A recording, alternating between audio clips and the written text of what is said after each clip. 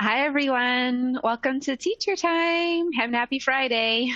I'm Trishawn Anderson, and joining me today is Judy Stevenson Garcia. Hi, Judy. Hi, Trishan. How are you? I'm doing good. Happy it's Friday. Happy Friday. Yeah, same to you.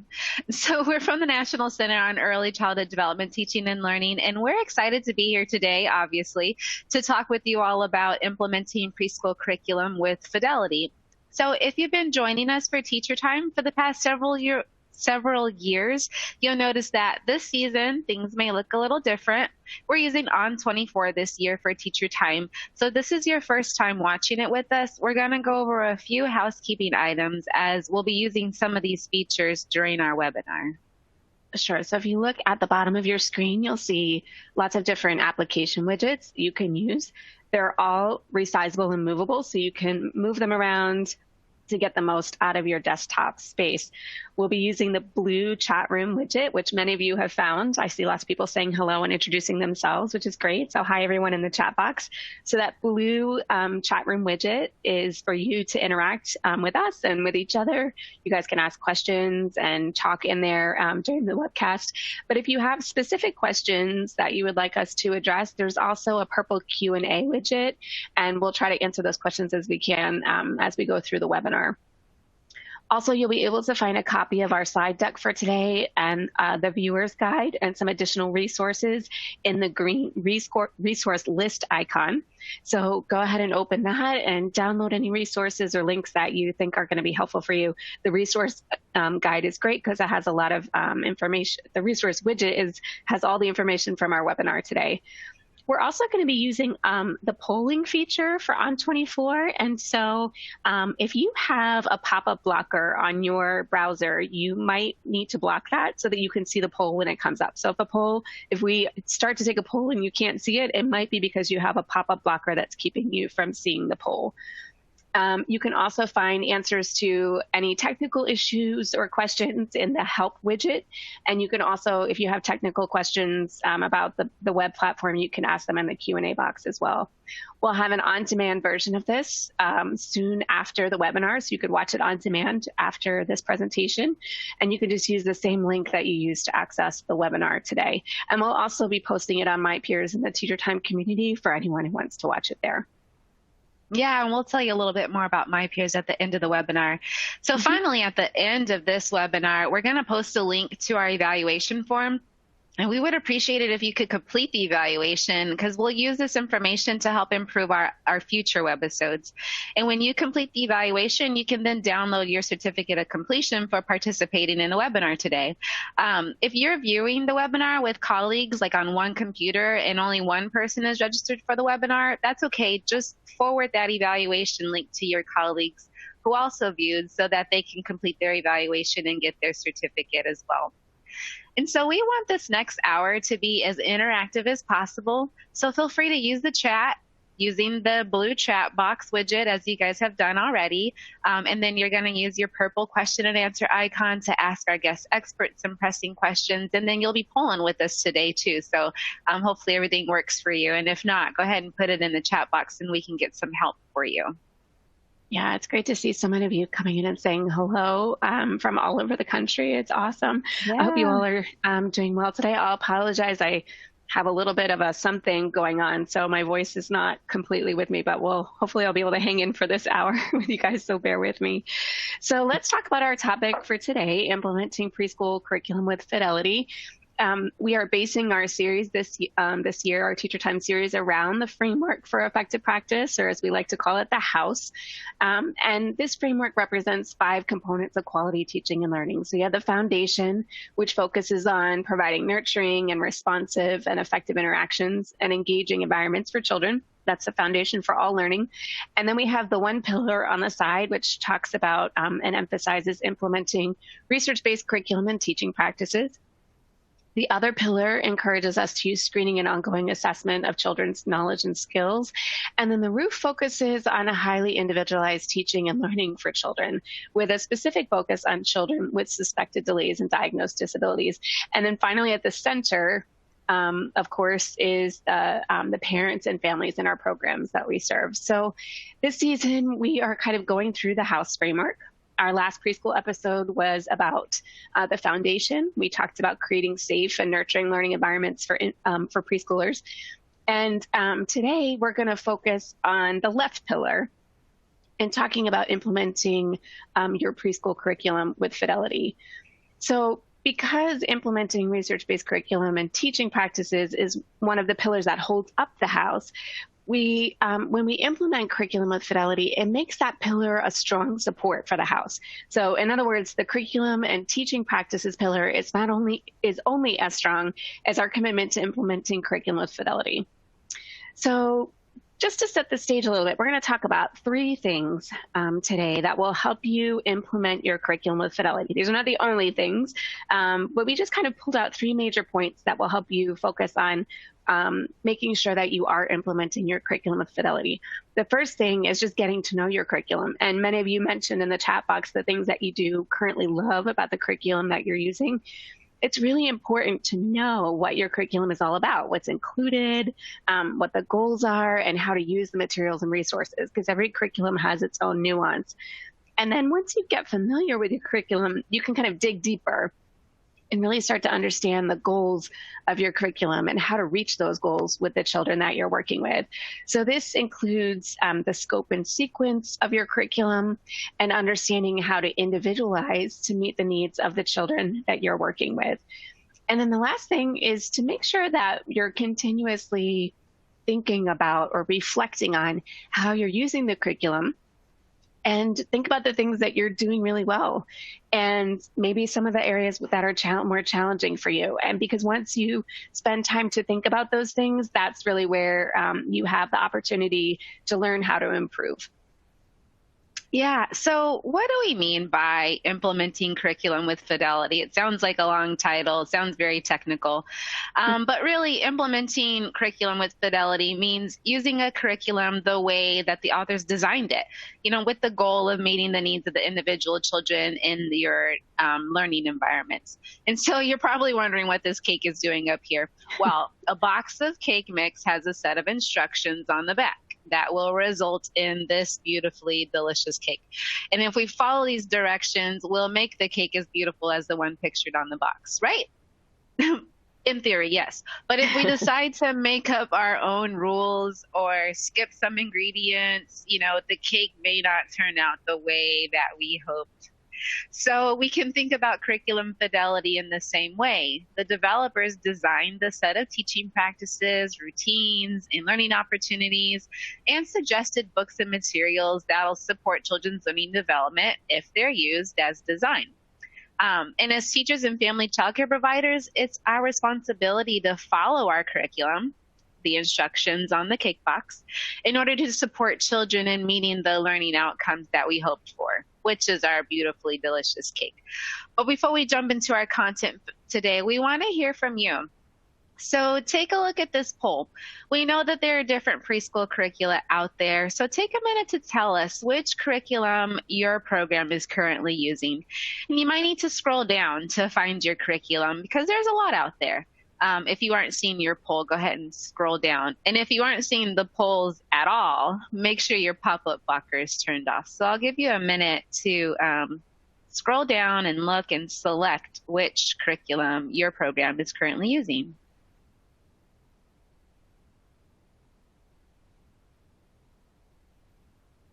There's lots of options. Yeah. Yeah, there are. And people use a wide range. That's great. Yep. And if you have, if you're using a curriculum that is not listed here and you want to click on that other, tell us in the chat box what that curriculum is. We'd love to hear if there's something that we're missing from this list. Or if you can't see the poll, you could tell us in the chat box as well. Hopefully everyone can see the poll. Don't stress out looking at the poll. Looks like a lot of people have started responding. So if you want to see what's going on, I'll show you. Yeah, let's take a look. So it looks like a lot of people on here are using creative curriculum for preschool, about 73% of you guys. We got some family childcare people also using creative curriculum. That's great. Got some high scope preschool curriculum out there. Frog Street, that's wonderful. Big day for pre-K. Opening the World of Learning, great. Galileo, pre-K online program, that's awesome. Some Investigators Club, Yeah, Learn Every Day.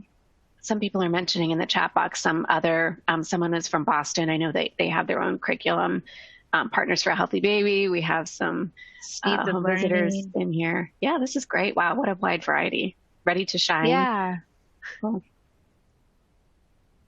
Well, this is great. So what we're going to try to do is to have kind of a general conversation today about implementing curriculum with Fidelity that will help you hopefully think about your own specific curriculum and ways that you can think about it and what it means to implement your curriculum with Fidelity. So we're going to try to start with talking about getting familiar with our curriculum, understanding the philosophy and the approach, and knowing what the components are and how they fit together. So to do this, we've invited our friend Osnat Zor from West Edge. She's one of our partners and an expert in early childhood curriculum implementation. Hi, Osnat. How are you? Hi, Judy. Hi, Osnat.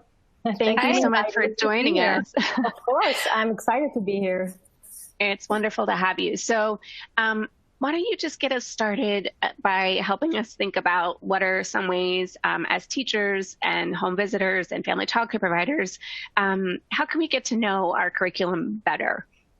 Sure. So we need to keep in mind that getting to know a curriculum is really a process and it takes time. You or the education staff you work with may be at various stages of implementing a curriculum. So keep that in mind as I go through the process. I'll provide an overview, but of course you can reflect on what your starting point is and what aspects of your curriculum you need to get to know better. So of course, an initial step would be to explore the types of training and professional development that the curriculum publisher offers. And many publishers offer introductory courses as well as opportunities to expand your knowledge on specific areas of the curriculum. So that's a good starting point, understanding from the publisher what is being offered. But then, of course, aside from looking at these more formal opportunities, it is essential to have the curriculum materials themselves, right? To read and explore through them. So if you are in the beginning stages of learning about the curriculum, it's helpful to start with the curriculum user guide, some of those foundational volumes, the welcome guide, the handbook. Some have an overarching manual. And these resources will really provide you an overview of the curriculum approach, the different materials, and help you to put all those pieces and understand how they fit together. Once you have a general overview of the curriculum, it's easier to dig deeper into understanding the curriculum approach, as well as other specific pieces of the curriculum, such as the learning goals or objectives, learning experiences, and what is the curriculum approach to individualization. And I know we're going to be talking about some of these pieces, Judy. Yeah. Great. So you mentioned exploring the materials that came with the curriculum. And, you know, we have a wide audience here that uses a wide variety of curriculums. I'm sure each curriculum is going to come with something different. But if you could tell us maybe in general, what about some resources that curricula typically come with? Sure. So and what they should expect to open up in that box. So I've mentioned the welcome guide, the user guide as a starting point, which provide an overview of the curriculum materials and how to use them. But in general, curricula provide some resources that help implement the curriculum, of course. Some of the resources share the learning goals. So you want to find within the curriculum materials where they present the learning goals. Is it a CD with a handout, a list in the manual? Is it a chart in the appendix? So find where the learning goals or objectives are within the curriculum. And then what resources are provided in terms of the learning experiences or activities? Are these cards or lesson plan books or activity guides or volumes? What are the different resources and ways in which your curriculum introduce you to the activities? And then many curricula also provide learning materials like manipulatives and environmental science and books. Find out what these are and how to use them. And then more specific resources that many curricula also provide, like ones to support ongoing child assessment, resources to support children who are dual language learners. Some of it could be embedded as part of the activities and learning experiences, but other curriculum, or in addition, they may include a section or a volume that is all devoted for children who are dual language learners with specific strategies to support them, along with resources to support children with disabilities, suspected delays, or other special needs. Same way, it could be embedded, some of it, and some of it is allocated for that. And of course, to help you implement curriculum with Fidelity, many of the curricula also provide you with curriculum Fidelity tools. And these could include checklists or worksheets that help you determine how well am I implementing my curriculum, or help others reflect on how well they implement their curriculum using these tools that specify different aspects of implementation. Yeah, and I don't know if you can speak to this now, or if you want to hit this later, but someone asked if you, do you have to use everything in the kit that your curriculum comes with, in order to be using it with Fidelity? And and we can, go ahead. Go ahead. No, go ahead. Okay, so I think it's a great question, and when we talk about implementing the curriculum with Fidelity, it's really critical that we implement the foundational pieces of the curriculum with Fidelity, the curriculum approach, what are the goals, how the learning activities are designed to be implemented. Some materials offer more flexibility and are more optional. Some of them are additional materials that you can use as enhancement, but the foundational piece are really critical and should be explored well and understood in order to implement the curriculum with Fidelity. And I think we'll get into that a little bit more as we start to talk about the philosophy and the approach and the scope and sequence. So if you guys have questions about that, hang on, because we'll get into a little bit more of what it means really to be implementing with Fidelity, right? Yeah. So thanks for answering that for our guests. So after hearing all this list of possible materials that your curriculum may come with, let us know in this poll, if you can see it, what parts of your curriculum materials do you think you need to explore more? There might be some pieces that you're really familiar with and that you use all the time, but if you want to scroll down in this poll and maybe select some things that you really think you want to learn and explore more, go ahead and put that in the poll. And we'll see. Maybe you're not alone.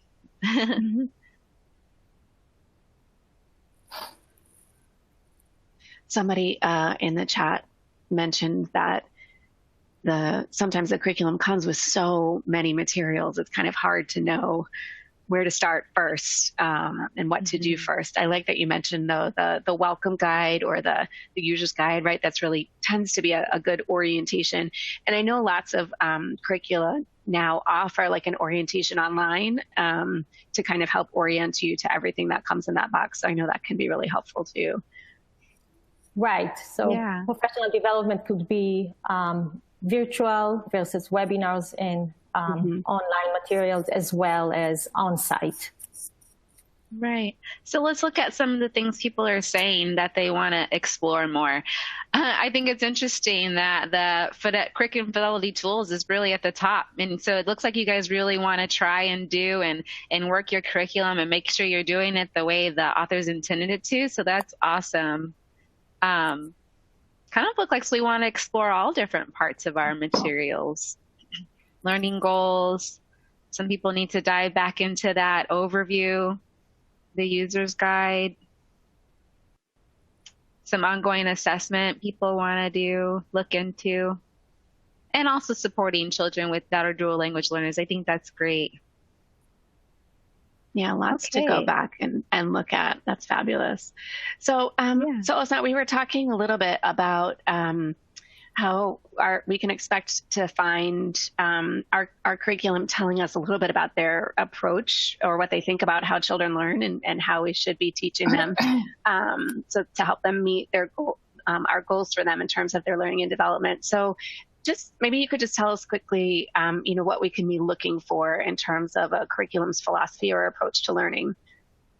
Yeah, so usually you'll find information about the approach within those foundational pieces of the curriculum, including the user guide and the welcome guide, or anything of that kind. And when you consider your curriculum, look for, and thinking about the approach for teaching and learning, find out where is that information that helps you understand how the curriculum support you in promoting children's learning and development in the different areas. How does the curriculum support children's inquiry, play, child-initiated learning, open-ended exploration, choice? How does it suggest that you set up the indoor and outdoor learning environment in ways that support children in all domains? Does it provide examples of well-planned interest areas in the preschool environment, as the book area or the block area or dramatic play area? How does it guide you to engage families? So all of these components are part of the curriculum approach. And of course, how the curriculum's approach help you to be responsive to the developing skills, the experiences, the interests and needs of each child in your group. So it is really essential that the curriculum provide guidance on how to individualize the schedules, the routines, the learning environment, the learning experiences based on the children in your care. Think about their interests. How do I integrate their culture to these everyday experiences? How do I support children's home language or tribal languages? What support can I provide for children with disabilities or suspected delays or other special needs? So the curriculum approach will talk more generally, but then would also present its way to support children as individuals, considering all those backgrounds. Great. So after we, figure out the philosophy and approach to our curriculum, it's also good to understand the scope or the learning domains that are covered. So for preschool curriculum, what do teachers need to know about how to understand the scope and sequence, or the scope and the learning domains that are covered by the curriculum?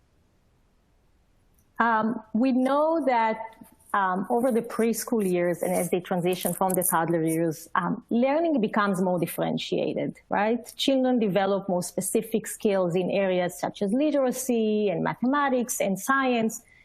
And at this age, they're also better able to participate in extended and individual group learning activities. So preschool curricula include learning activities that support children in developing these specific skills in the different domains. Most comprehensive curricula cover all of what we call the 7 preschooler domains in the ELOF, the Early Learning Outcome Framework, including approaches to learning, social emotional development, language and communication, literacy, mathematics, scientific reasoning, and perceptual, motor, and physical development. So you'll typically see all of these as part of the scope of the curriculum in preschool curricula. Some curricula will call them different names. So for example, approaches to learning may be embedded within social, emotional, and cognitive domains, but it's still there. Or a curriculum may call the areas of cognition, intellectual development. But you will still see that overlap. Typically, you'll see overlap with the ELOF preschool domains. Yet, we need to remember that domains don't exist in isolation, right? They are not isolated from each other as it happens in day-to-day interactions with children. Learning is integrated. So curricula really offer guidance to support children in all domains through an integrated approach to integrated learning experiences. So for example, and you probably, all of you guys know within your curriculum how it comes to play, but your curriculum may be organized in thematic units or studies such as buildings or insects and my community or my family. These are topics that within each, there are multiple related activities that integrate the learning across domains.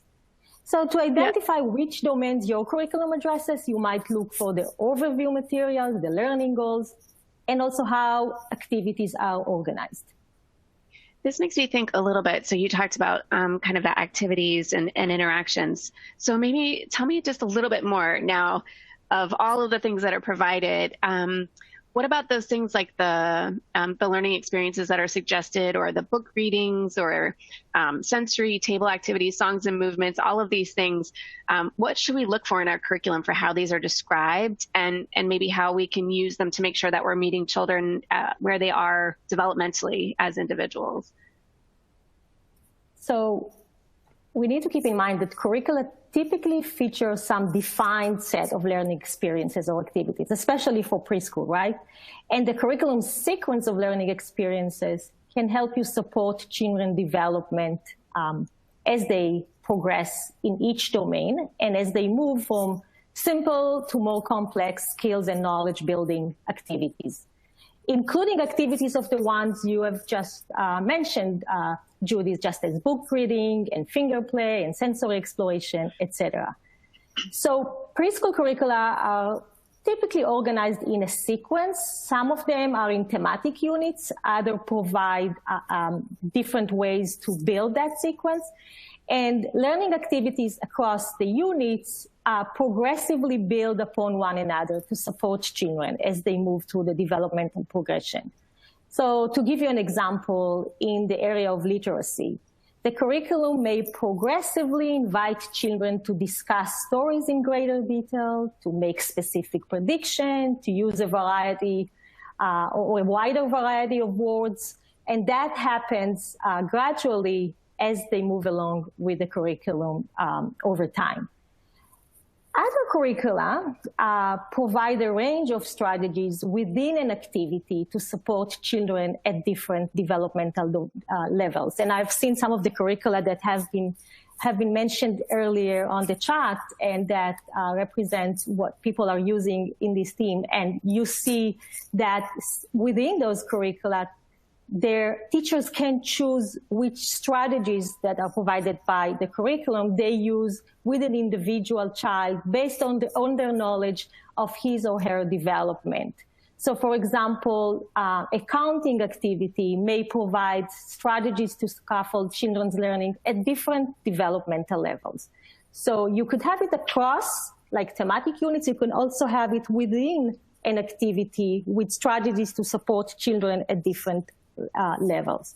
So the important thing to consider is, how does the curriculum guidance and learning experiences help you support children as they make progress in developing skills and concepts in all domains?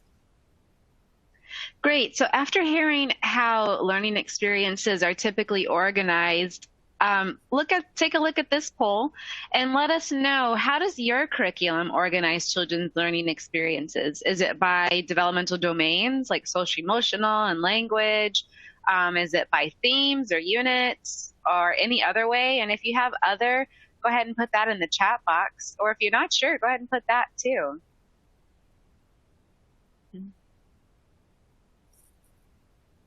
Let's see. So we're getting some responses in. Most looks like it's by developmental domains. I think that's pretty common. We've got some by themes. Love how you guys are participating in the poll. It means you can see it. So let's show you guys.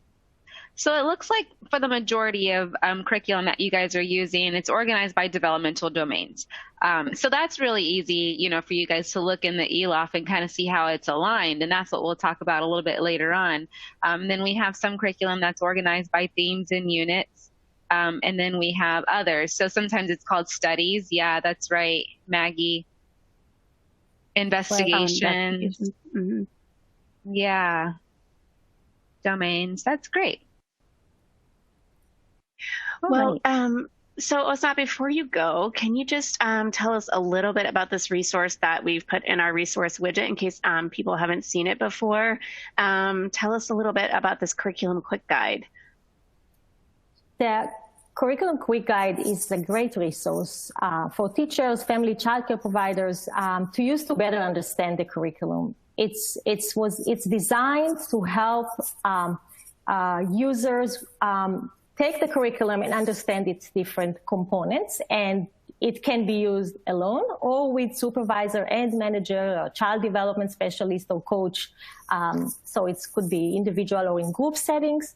And it really provides support to help you better understand how to use the different parts of the curriculum. And then by understanding how the different pieces of the curriculum, how to implement it with fidelity. So, for example, the curriculum guide can help you understand how to organize your learning environment, how the curriculum help you organize the learning environment, how to set up routines and schedules, how to plan and provide learning experiences, how to engage families. So it really takes you through a journey and think about different pieces of the curriculum, and also include some reflection questions to help you think about what you are already doing as well as what you can work on to improve the way you use the curriculum. And I think as a whole, it's another way for you to, another resource to help you understand your curriculum better and reflect on your own implementation of different pieces of the curriculum. I just also want to mention that the Quick Guide is available along with another resource that's called Implementing a Curriculum with Fidelity, and it's a Q&A resource, and these are all in the Resources tab.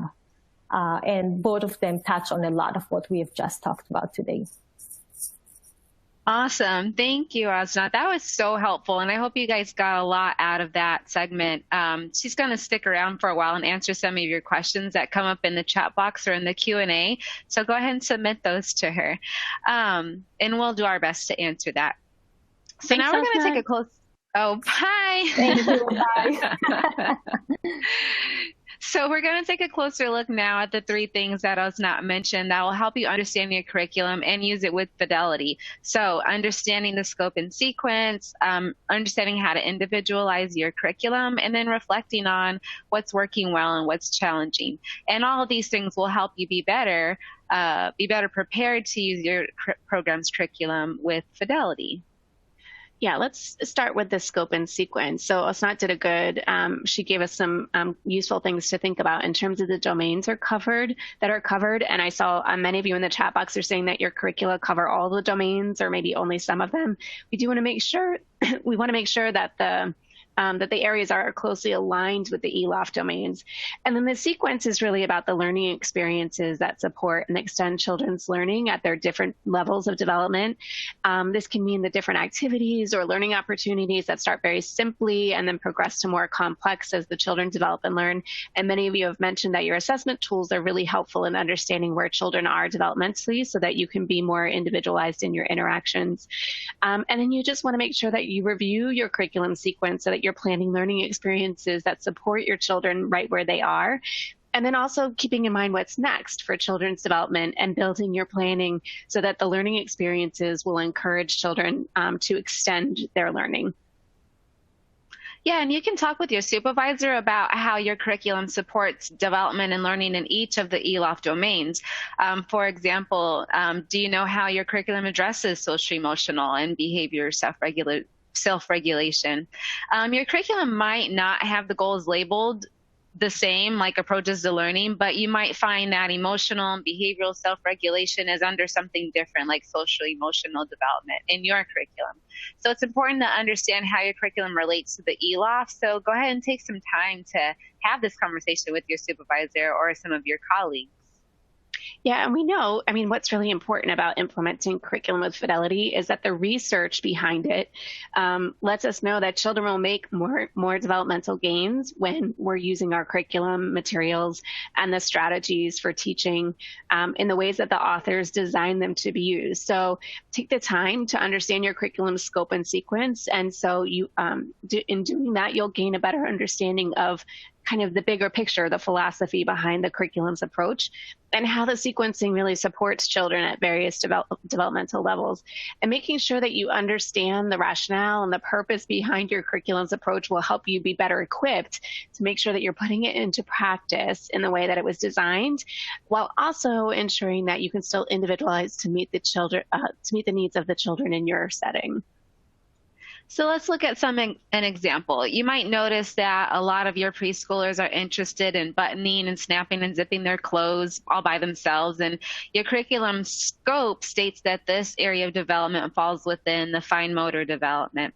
And so within that, your curriculum may also provide you with a sequence of learning experiences for your children to support them in their fine motor stages. The activities and experiences might call for different types of materials and equipment like stringing beads and toy tweezers to help strengthen their small muscle skills. And they also might have adaptations for children with suspected delays or diagnosed disabilities. So using your curriculum scope and sequence will help you focus on the specific areas of learning and development and help you plan developmentally appropriate learning opportunities to support growth in that area. And it'll also make sure that you're covering all areas of development and not just those ones that children are naturally drawn to or that you're naturally drawn to as well. So now it's your turn to try. We're going to give you some examples, and we want you to think about scope and sequence. So imagine you've observed and documented that a few children in your group have shown some interest in writing. And they're taking crayons and paper from the writing center, and they're writing down their friends' food orders in the dramatic play area. And in the art area, they're writing letters and scribbles that look like writing. And outside, they want to use chalk on the sidewalk every day. Tell us, I'm going to put another poll up. So tell us, thinking about the scope of your curriculum, which developmental domain do you think this would fall under in your curriculum? Remember, scope refers to the different areas of development or the curriculum supports. So I'll give you a couple minutes to think about that.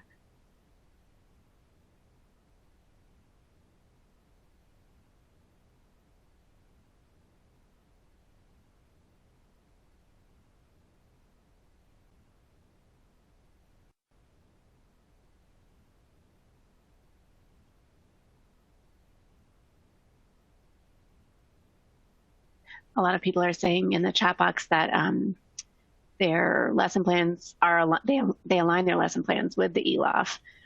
Some people are saying that they can't see the poll. If you can't see the poll, you might want to try turning your pop-up blocker off. There's a few people responding. So let's go ahead and see what they had to say. So a lot of people put this in the fine motor development. About half of the other people put it in language and literacy, and some people even put it in social emotional support. So now, in what ways might your curriculum sequence, so thinking about sequence now, what ways might your curriculum help support these children? Remember, sequence is about the learning materials and opportunities designed to support children's learning. So what activities or materials might support children's development in this area? Would it be putting some writing materials in each center? Adding manipulatives to strengthen their hand grips, or setting out blocks for children to build with? So this is about how we would support those kids who are starting to show interest in writing. Yeah. What would the sequence be to help support them? Mm-hmm. I see some people in the chat box are saying fine motor. Yeah. Could be remnants from the previous question. Yeah, I think so. Yeah. Got some people answering the next question.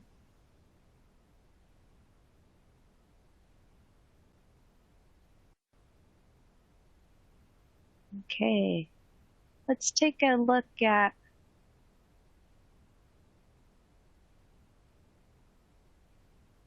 some of the responses that we've got.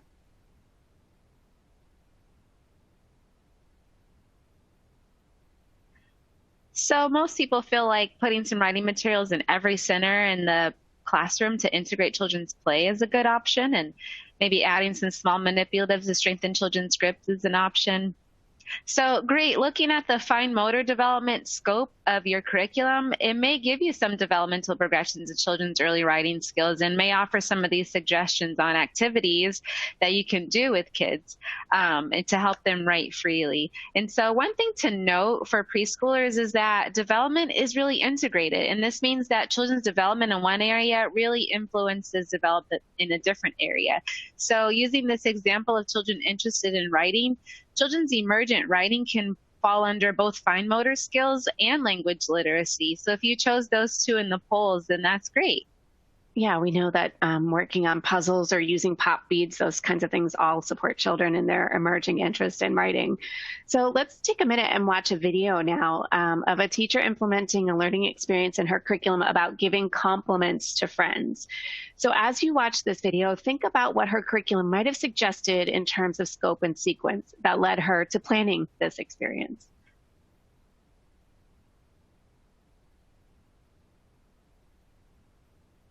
That's right. You say compliment and you tell her your compliment. Okay, let's go over these. Josefina said, I like when you're the star friend.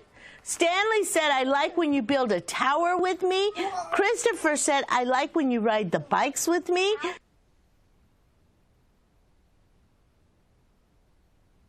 So as we watch that video, she's emphasizing compliments, and she's been supporting the children and giving compliments to friends. So if you think about what her curriculum might have suggested in terms of scope and sequence, you might think that her curriculum has a section devoted to social emotional development and has suggested learning experiences that encourage children's sense of identity and belonging. It's very common to find in a curriculum. It also may have suggested experiences that encourage children to express care and concern towards other children. The sequence could have suggested helping children to communicate their thoughts or feelings. So all of these things, depending on your curriculum, it may provide opportunities to sequence children's activities so that you're supporting children at their individual levels. I see Misty said she was probably having issues with disrespect. That is very possible that this is something that came out of a certain situation or in response to a situation with the children in her classroom. And Misty, you're right on track there, because when we talk about individualizing, let's think a little bit more about that, because the words curriculum fidelity might make you think that there's no room to individualize your interactions or learning opportunities to meet the needs of each child in your group. And if we think about what it really means to individualize and how that relates to implementing curriculum with fidelity, we'll see that sometimes we really do need to stop and respond to the children and what's going on with them in the classroom. As Misty suggested, maybe some kids were not being kind to each other. And so we want to stop and do something that will support their development, very, very specific to the children that are in our classroom. It's very similar to Trishan's earlier example about making a cake. You know, you might have a recipe for a cake that has a chocolate icing. And if I was making a cake or vanilla icing, and if I was making a cake for Trishan, I know she loves chocolate. So I would probably use chocolate icing instead of vanilla. So I'm not changing the overall outcome of the cake. I'm individualizing to meet Trishan's specific tastes. And we have the opportunity within our curriculum to make sure that we are not just kind of moving forward every day with all of our activities and not responding to the specific needs of the children that we're working with.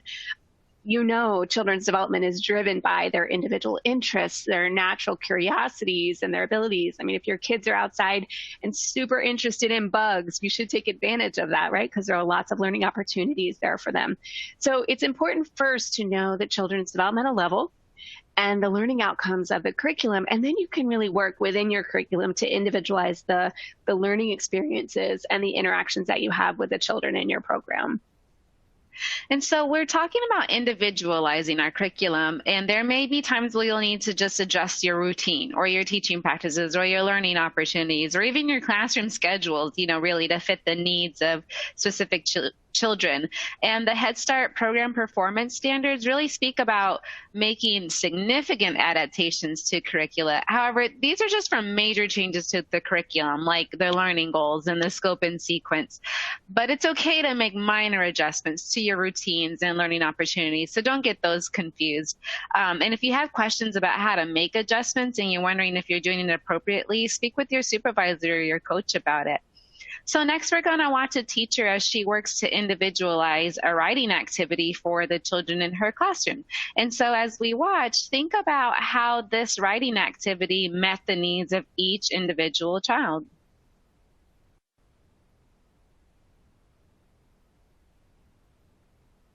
Leah, I remember you said that you wanted to make a surprise for your mom and for your sister. Were you able to do that during your work time? You did. Tell me about it. What did you make for your mom? I make it everything. What did you make? What was it? It was a surprise because tomorrow's her birthday. Tomorrow is your mom's birthday. Tomorrow is her mom's birthday, Victor. And she made her a letter. What letter did you make for your mom? And You made the letter M because your mom's name. Today you were making her a picture and then did you write letters on it? You did? What letters did you write? I'm going to make something for my mom and dad this time. Okay, tomorrow maybe you can do that, right? Sure. Okay, where do these go? Let's see. Can you help me, Johan? Johan, I see that you made like a rectangular shape and you're filling in with color. I work on the table. Oh, you were working at the table, so you're drawing a picture of the table. Is that what you're doing? You're right. The table is a rectangular shape. Did you know a rectangle? So looks like one child wrote a letter for her mom's birthday, and the teacher supported that. Another child made a plan to make something else for their mom and dad the next day, and the teacher really supported that. And then the last child, he really used his writing time to draw the shape of the table he was writing on. And the teacher didn't correct him for not making letters, but she talked him through the measurements of the table because he was really interested in the square, and that's okay. It's a writing activity that she's talking him through that activity. Yeah, and Maria mentioned the teacher shows an interest, makes connection, shows interest, repeats what the child says, right? So using instructional formats to support both children. So these activities and that we engage with individual children, and then also there's opportunities for that within our routines, such as meal times or hand washing. This is also an opportunity to individualize the way that we interact with our preschoolers. And it's super supportive of children who are dual language learners who might need some closer one-on-one time. Routines are really supportive because they learn that predictability. It helps them understand kind of what's going on in the day. If we can use children's home language whenever possible, as we're going through the steps of routines, this will help them with their language development. And then also, integrating books and materials in children's home language will help them build their knowledge and skills. It'll actually help all of our preschoolers build their knowledge of skills. So we can think about ways to integrate this into our day, into our activities and interactions and routines. You can think about the home life or community experiences. For example, if there may be times when a particular crop is in season in your area and you want to explore the process of growing that particular plant. This is individualizing your curriculum for the children and families in your program while still staying true to the philosophy and approach. If you work in a family childcare setting, it's really important to individualize because you might need to meet the needs of the very different needs of children within multiple age groups all at the same time. So this is going to take some extra planning. Individualization is also really important for children who have suspected delays or identified disabilities. So you may need to adapt your learning experiences or the materials that you use to meet the physical, the social, emotional, or the language abilities of the children who have delays or an identified disability. If a child you work with has an identified disability, he or she will also have an individualized education program or IEP that will give you strategies to use to meet the specific needs of that child. So all of these things together really hopefully will help you individualize while still maintaining the fidelity of your curriculum implementation. So let's take some time to practice. We're going to play a quick game. It's a yes or no, pretty easy for you to, if you can see the poll, answer to that. We're going to give you a few examples of individualization. You tell us if this teacher is individualizing while implementing the curriculum with Fidelity. So there's teacher Edward, and his curriculum calls for exploring different textures during outdoor play. And it's been raining all week, and he hasn't been able to get outside with his preschoolers. So instead, teacher Edward decides to bring some leaves and stones to explore the different textures in the sand table inside of the classroom. Do you think that he's still implementing his curriculum with Fidelity? Click yes or no in the poll.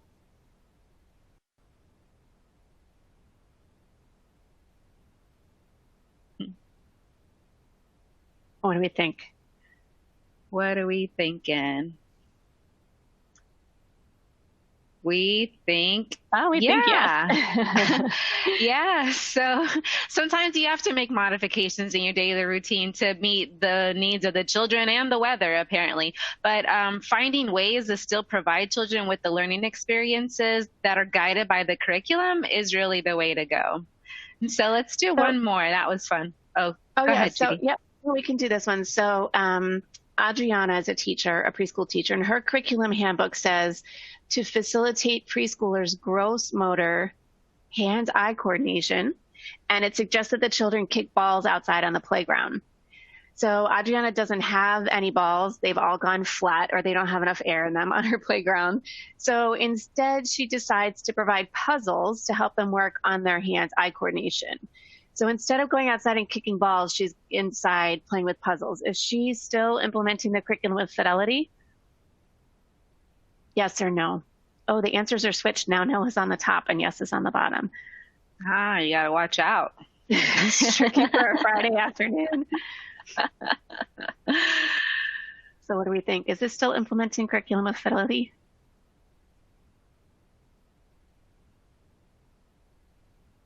Let's see. I'm seeing mostly no, some yeses. Let's see what people are saying. And I'd love to hear what people might be thinking in the chat box. So really we want to think about our curriculum implementation, that although she's making an adaptation to the curriculum because she doesn't have the materials, she is kind of missing the main goal, which is to develop children's gross motor hand-eye coordination. So while she's still working on eye-hand coordination, it's more focused on fine motor. So we want to make sure that we're still meeting the learning goals that are aligned with the curriculum goals to make sure that we're really going to be supporting children's development. But good, this is good thinking. And tell us what you're thinking in the chat box as well as we go forward. Yeah, so some people said yes on the hand-eye coordination, but no on the gross motor. So maybe that's what most people are thinking. Mm-hmm. So we know that implementing curriculum with Fidelity takes some thoughtful planning. It takes some time. First, you have to get to know the curriculum. Then you have to individualize for the children in your care. Now we're going to talk about the third strategy, which is reflecting on how you're using your curriculum. So after you followed the cake box instructions and swapped out some ingredients to meet the needs of your friend, now it's time to bake your cake. During this time, you're reflecting on your work and observing your cake in the oven. So in other words, you've studied your curriculum scope and sequence and how they align with your classroom routines and practices, and you've individualized, some of the opportunities for the kids in your care. Now you're reflecting on your implementation. Another key resource in reflecting, and Osnat talked about this a little bit today, was the curriculum Fidelity tools. So many curricula come with Fidelity checklists or tools that you can use to reflect on how you're implementing your program's curriculum. I always want to know how I'm doing, and sometimes curriculum come with a checklist for you to really see how you're doing. Tools like this helps you realize which pieces of the curriculum you're shying away from, or which ones you're implementing really well, or which ones you might want to circle back to. And this type of resource can really help you be sure that you're implementing your program's curriculum with Fidelity. So when you talk to your coach or your supervisor, your education manager, ask them for these tools and resources, and maybe come up with a plan to help you identify pieces that you want to work on and that you might want some support in your implementation. Yeah, I saw some people in the chat box mention that their curriculum came with a Fidelity tool. So if you haven't seen it yet, that's definitely something you would want to look for. And as you're reflecting, here's some good questions to ask. And maybe some of you have been asking these questions in our Q&A box and in our chat box. But what parts of your curriculum are easy for you or hard for you to implement? Some things come more naturally to you than others. What might be confusing? Maybe the Fidelity guide is something that's confusing, or the philosophy and approach might be confusing. How well do you think you're individualizing to meet the needs of the children in your program, in your classroom, or in your setting? Are your learning environments, your routines, your teaching practices, are they all really lined up with what the curriculum is recommending? And then it's always important to take time and observe, document, assess how your children are engaging in the learning experiences you provide and the materials that you provide. Are they interested? Are they engaged? Are they exploring the environment? If these things aren't happening, this is a good indication that you might need to adjust your curriculum. So tell us in the chat box, what are your thoughts about what might be a clue as you're observing children in your program and in your learning setting? What might be a clue that you might need to adjust the environment or the routine or your teaching practices to make sure that you're meeting the needs of the children that you're working with? I see some people are already saying, well, it's not even the question that I asked so much, but it's hard to round up the materials needed for implementing the activities. It's difficult to know how to modify for the children because sometimes we have a really broad range of skills and abilities, and knowing how to meet the needs of the children can be really challenging. I see children wandering around, challenging behaviors, lack of child engagement, all of those things are really important. So if you see this kind of bubbling up, right, kids are wandering around, not engaged, there's some challenging behaviors, that's a good clue that you're going to have to kind of switch things up a little bit, either in your environment or in your routines, especially as children grow, right, over the course of the year. We can't do the same thing now in January that we were doing in September. So we want to kind of think about how we can respond. All behavior has meaning, right? So children are telling us something about the environment or routines is not working for them anymore. And we need to change our approach, maybe to individualize. These are great answers. Thanks, guys. Yeah, so we're coming up almost to our closing time. But before we go, we want to remind you that, curriculum developers, we're really intentional in setting up instructions and activities and suggesting books and materials that enhances children learning if they're done, accordingly. And so as teachers and family childcare providers, it's really our responsibility to follow this curriculum as much as you can in order to achieve these learning outcomes that are intended. With that being said, we encourage you, to get to know your curriculum so that you can be confident in implementing it. We want you to individualize the way you use your curriculum so that you can meet the needs of the children that you work with. And lastly, reflect with a colleague. That's the biggest piece, is think about what's challenging, what's hard, what am I doing well, and ask someone, for support in helping you implement your curriculum the way that it's intended.